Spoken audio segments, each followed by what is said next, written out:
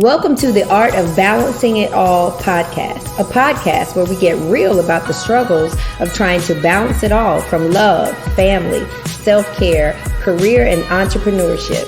Every 2 weeks, we'll talk to dope guests who will give you the goods on how to succeed in this thing called life. We are your hosts. I'm Pam Thompson-Smith, better known as The Firm. And I'm Titi Lyle Ellis, the ambassador of Buzz.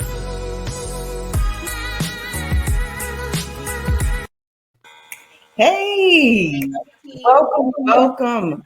I am so excited for this special YBE bonus episode.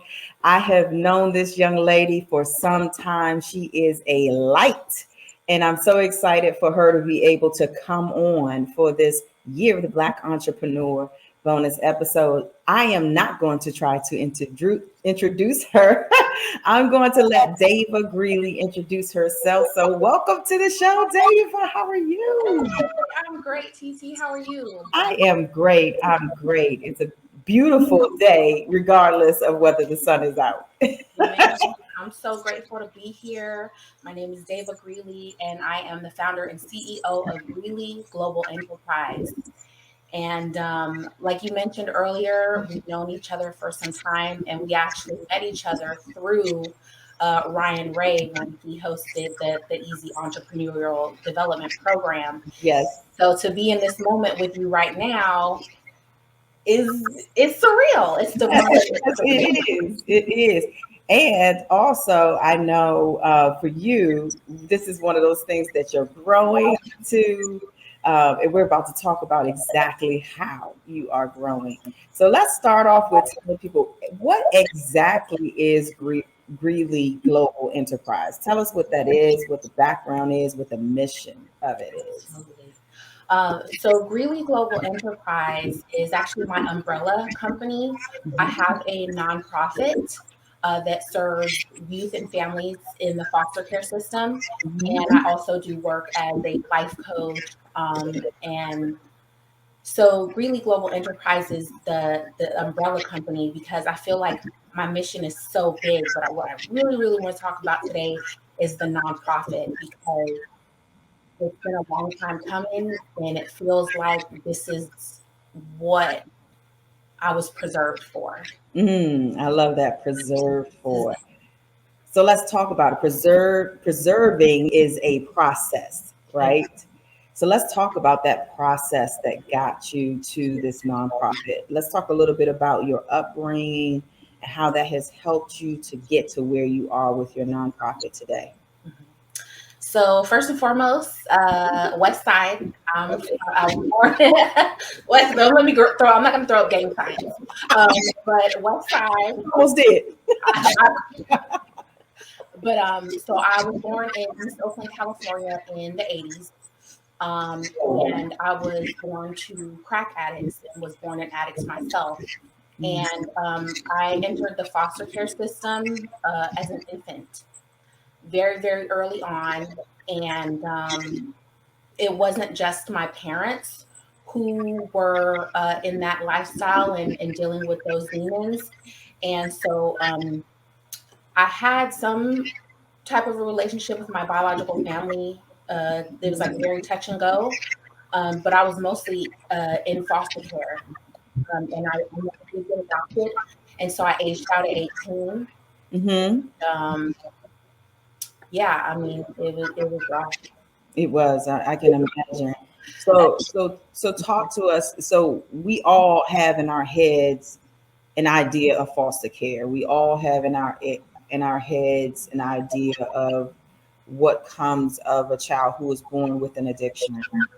What is your story specifically when you think about foster care, and how are you going to bring that story into helping others? So it's my story is it's unique. Of course it is. Everyone's story is unique, but I just feel that there's so many nuances in my story, right? So I went into foster care as an infant, born addicted to crack cocaine and who knows what else. And I went, the first family that I was placed with was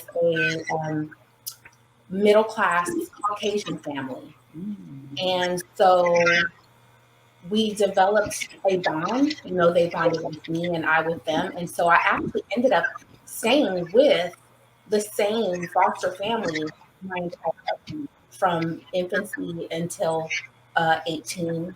Wow. Yeah. And so my experience is a couple of things, because I have the aspect of, yes, I was born addicted, and yes, I am living with managing a multitude of mental and behavioral health diagnoses. Right. Also endured a lot of trauma. Mm-hmm. Um, and so I grew up with this kind of very weird complex about, I know, I'm in foster care and I went through all this stuff, but look at this really great family that I've been placed with. Mm-hmm. I still communicate with my former foster family to this day. They gave me an absolutely amazing childhood upbringing, Mm-hmm. period. And I'm very, very grateful for that. Mm-hmm. Um, in my adult years, I'm learning to establish the balance between being grateful for what I did receive and also acknowledging that there were things that I did not receive. Right. Because there are principles of culture and identity and understanding of self that that family just could not give me. Mm-hmm. And for a long time, I didn't even want to acknowledge that, because it felt like I was being ungrateful Got it. or Got it. somehow being disrespectful towards them. But Mm-hmm. as I grow more mature, I learned that I can acknowledge, like, both of these things can be true and be relevant at the same time. Yes. Yes. And I believe that's a universal feeling, right? That you are bringing to your nonprofit, that whether a foster child is moving from place to place, stable, adopted, they still have that feeling of not having a place of belonging or truly knowing thyself, right? Absolutely. So, let's talk about the services that you'll be bringing with your nonprofit as you think about the universal issues of foster care children. So with my nonprofit, it is built upon a trauma informed, Mm. person centered care model. Um, and it's also based on a community based care model, which is something that's, I would say, even more new than the former two, because in prior models, the foster care system was really just contingent upon, look, we have this kid, their parents, either don't want them or can't take care of them, or a combination of things. Their family is unable to, so we got to find somewhere to put them. Right. So, I mean, in that place that they put them, it may be somewhere very far away. It may be somewhere where they feel like they don't belong, and it can be a very good home. That was my experience. It can be a very good home in a very good neighborhood. You can have the very best access to education, healthcare, post-secondary education, and it doesn't negate the fact that children in the foster care system are being removed from Their roots. their communities Yes. where they know people. Yeah. And so the goal for my nonprofit is community-based care, to where we can keep children in foster care in the communities that they live in, Mm-hmm. and create almost, I would say, kind of like create systems within communities for children and families in foster care. Yeah. To keep them connected. To keep them connected, because there's what the children are going through, right? But there's also, we're not considering the fact that being a foster parent and running a foster home is very, very challenging. Mm-hmm. And we need those families, those adults need reinforcement for that, And so, I love that you brought in the foster parent. aspect. The reason why is one of my favorite chicas, one of my, we've been down for the cause for a long time.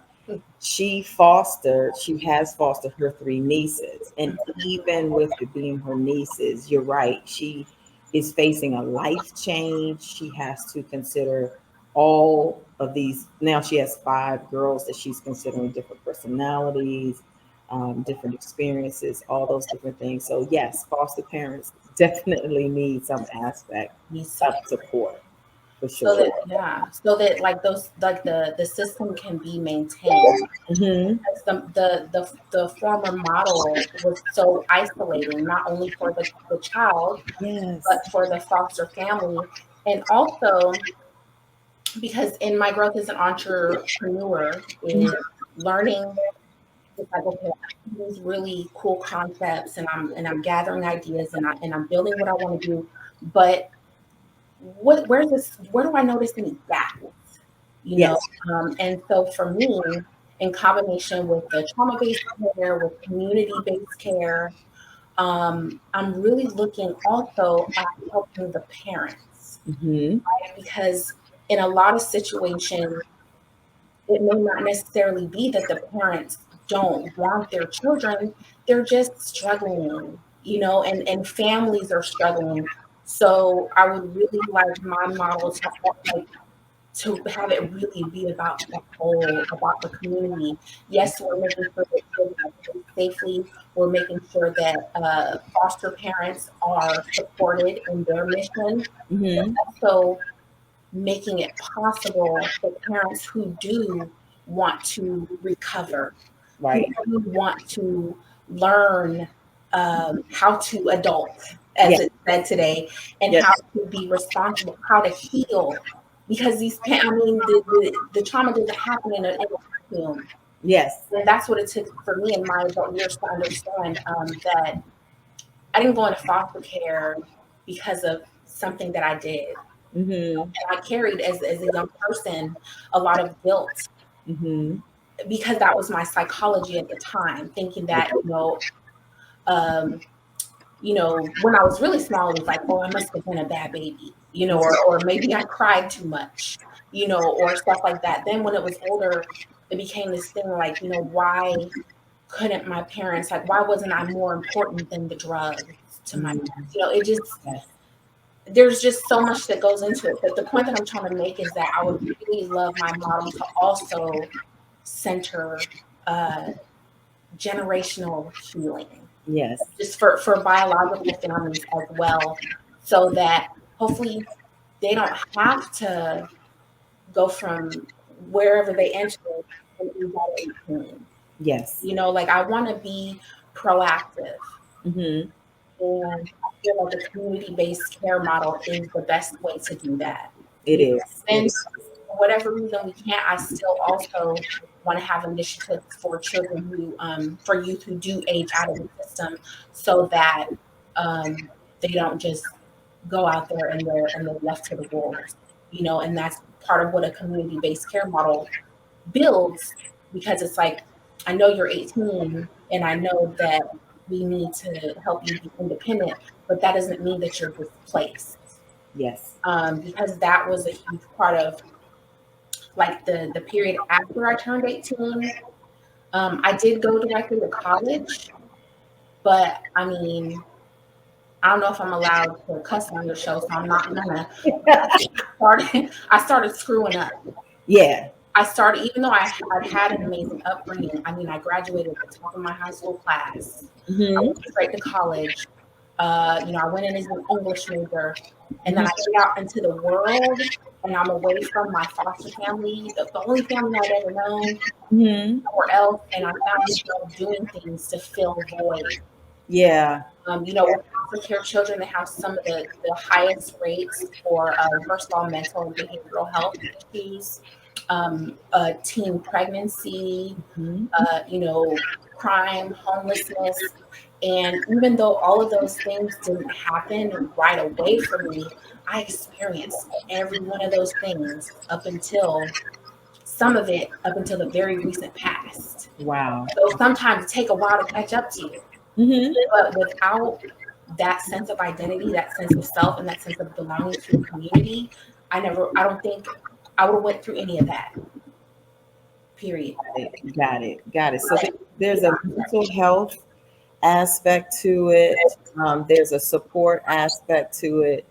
But one thing that I think is just goes through the entire thing is that mental health aspect, whether you are helping the children, whether you are helping the parent, and especially for those who have exited at 18 and just kind of feel like a fish out of water type of thing, with no support, absolutely no support. And we've all heard different stories about this. And it sounds like, and it's a scary part when you are 18. All of it is scary. And then to not have any anchor, any support, and not knowing where you're going to eat, how you're going to eat, not having anyone to talk to. I can imagine that community at that time could be a big deal for someone. So you used to be in Raleigh, North Carolina. Let's talk about where you are and where your services are going to be. Yeah, so I relocated to Texas on a whim, really, in the beginning of August. And, I'm still a North Carolina resident, so don't cry, don't be sad. I haven't left permanently, but I just was going where God was leading me. I have a friend that I've met through my entrepreneurial development here, and she like for a visit, and I ended up driving out. Something in my spirit was just drive. I was thinking about, okay, I take a plane and this. Someone was like, drive. Okay. So, and then as soon as I got here, she was like, you know what, you want to stay, and just, figure some things out for yourself. Because mind you, I'm still coming out of that period of like being transient and, kind of the gauntlet of dealing with those mental health and behavioral health issues. Yeah. And so she was like, you want to stay and help get some things together. And I was like, yeah. So I've just been like following God's clues, and it come to find out that Texas has some really great initiatives on community-based care for foster care children. Good. And so I've been working on getting involved in that and getting in front of people. And I'm actually I've been invited to attend a community advisory board meeting on, I think, the 18th. I gotta look at my calendar, but I'm in there. I'm in there and something that occurred to me the other day, as far as like where I will serve. This is Greely Global Enterprise, so I'm going to be all over the world. Yes. But right now in my spirit, I'm feeling like God called me to Texas, first of all, because what I was thinking in my mind is like, well, Texas is the biggest state, so it's going to have the biggest need, right? So that was my logic at first. But then I'm thinking about these laws regarding women's reproductive rights that they're passing in Texas. Yes. And I'm like, you know what? They're going to need me. Yes. Real talk. So I'm thinking this is where I'm meant to be for the time being, at least to learn and start some things here and grow here. But I'm going to be everywhere. Okay. And I miss North Carolina. I miss you. I miss YBE. I miss TEL. I miss the rooftop. Yes. I'm just listening to God. Okay, that is great, and it sounds like He is leading you in the right direction.